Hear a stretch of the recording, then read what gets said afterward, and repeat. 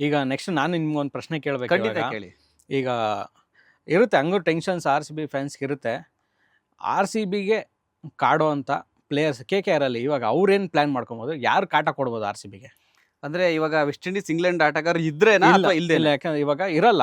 ಒಂದ್ ಪಕ್ಕಕ್ಕೆ ಇಟ್ಬಿಡೋಣ ಅವ್ರನ್ನ, ಇಟ್ಬಿಟ್ಟು ಆಯ್ತು ಅವ್ರು ಇಲ್ಲ ಅಂತಾನೆ ಅನ್ಕೋಣ. ಅವ್ರು ಬಿಟ್ಟು ಬೇರೆಯವ್ರು ಯಾರು ಈಗ ನೆಕ್ಸ್ಟ್ 17ನೇ ತಾರೀಕು ಮ್ಯಾಚ್ ಅಲ್ಲಿ, ಯಾಕಂದ್ರೆ ನಮ್ದು ಚಿಕ್ಕ ಗ್ರೌಂಡು, ಚಿನ್ನದಲ್ಲಿ ಚೆನ್ನಾಗಿ 6-4 ಎಲ್ಲ ಆರಾಮಾಗಿ ಆಡ್ಬೋದು.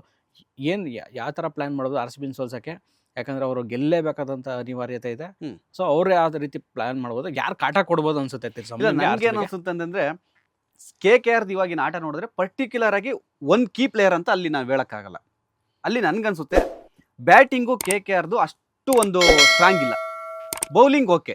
ನಮ್ಮ ಆರ್ ಸಿ ಬಿ ಮೇಲೆ ಏನಾದರೂ ಅವರು ಸ್ವಲ್ಪ ಅಟ್ಯಾಕ್ ಮಾಡೋದ್ರಂದ್ರೆ ಅದು ಬೌಲಿಂಗಿಂದ ನಮಗೆ ಎಫೆಕ್ಟ್ ಕೊಡ್ಬೋದು. ಬಿಟ್ರೆ ಅವರು ಒಂದು ಬೃಹತ್ ಟಾರ್ಗೆಟ್ ಕೊಡೋದಾಗಿರ್ಬೋದು, ಬ್ಯಾಟಿಂಗಲ್ಲಿ ನಾವು ಅವ್ರನ್ನ ನಮ್ಮ ಆರ್ ಸಿ ಬಿ ಮೇಲೆ ಒತ್ತಡ ತರ್ತೀವಿ ಅನ್ನೋದು ನನಗೇನೋ ಸ್ವಲ್ಪ ಕಷ್ಟ ಅನಿಸುತ್ತೆ.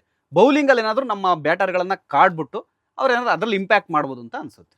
ಸೊ ಅರುಣ್, ಇವಾಗ ನಾವು ಏನೇ ಮಾತಾಡ್ಬೋದು, ಏನೇ ಚರ್ಚೆ ಮಾಡ್ಬೋದು, ಇನ್ನು ಎಕ್ಸಾಕ್ಟ್ ಅವರು ವೆಸ್ಟ್ ಇಂಡೀಸ್ ಮತ್ತು ಇಂಗ್ಲೆಂಡ್ ಆಟಗಾರರು ಅಲಭ್ಯರಾಗ್ತಾರೆ ಅನ್ನೋದು ಕೂಡ ಇನ್ನೂ ಅಧಿಕೃತವಾಗಿ ಇದಿಲ್ಲ.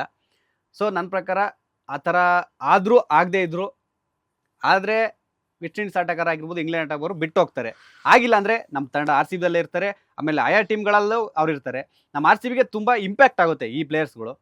ಸೊ ಆ ಥರ ಯಾವುದೇ ಸಮಸ್ಯೆ ಆಗ್ದಂಗೆ ಆರ್ ಸಿ ಬಿ ಈ ಸಲ ಫೈನಲ್ಗೆ ಹೋಗಿ ಕಪ್ ಗೆಲ್ಲೋಲಿ ಅಂತ ಅನ್ನೋದೇ ನಮ್ಮ ಆಸೆ ಕೂಡ ಆಗಿರುತ್ತೆ.